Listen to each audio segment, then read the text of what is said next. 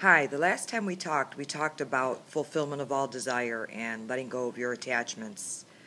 One of the main important things that I, that I didn't say is, maybe I did say it, that the only way we can get to heaven is this way. Jesus paid for our sins. That's the only way we can get to heaven. And yes, we can have a relationship with God and we can fulfill it and not fulfill it, but we can milk it like we do any relationship and build upon it. And just like you do in a love affair, you want to give it your all. But the only way that's going to happen is God's going to work through you to do it. You have to pray for God to work through you to take away your faults and to get rid of your attachments. And, like I said in the last video, my struggle was I was inputting my own will and trying to become a saint on my own. Well, that's not going to happen. God either graces you or he doesn't.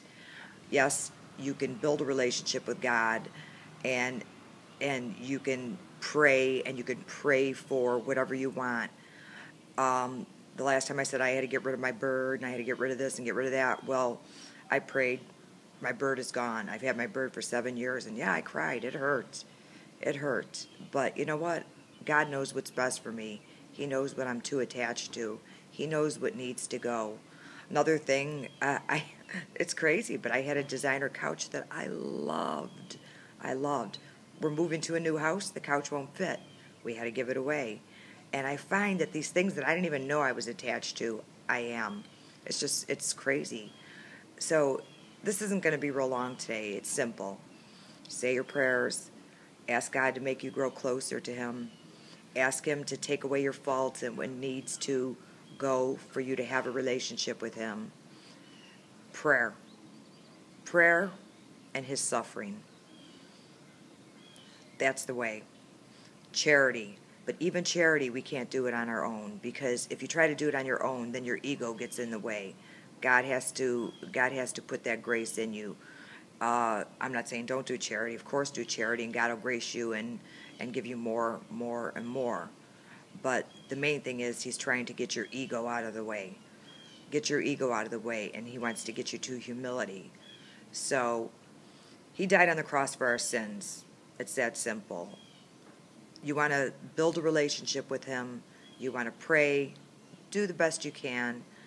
And just trust in him, because God has answered all my prayers. If you knew my life, I'm telling you, I've had the worst life. I've committed every sin in the book, broke every commandment, and I mean every one. If there's one you're thinking right now, I did it. And you know what? God has forgiven me. He has forgiven me, and he has brought me such a long way from a little street urchin girl to a daughter that's working on a relationship with him. And it's been a few years since I've come back to God, and there isn't a prayer that he doesn't answer. I don't even have to ask him sometimes for prayers. My mother couldn't walk. About a month ago, she was having problems walking for a few months, and it looked like she was going to be like that the rest of her life.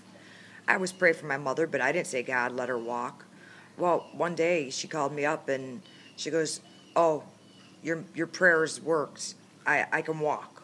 She had spinal stenosis or something, or whatever she had. I don't know. But God just answers your prayers, and without even asking. I didn't ask for him to. I pray, God, let your will be done. I do ask him for a lot of things, though. I ask him for too much. Probably every day I ask him for more than I give, and I don't deserve any of it. I don't do anything for him, and I definitely don't do enough charity work, or any charity work at that. Every time I try, something goes wrong, so I'm not sure what his plan is for me. That's all I know, is I have to just keep praying and hope that, just pray and hope and trust in him. So, thank you.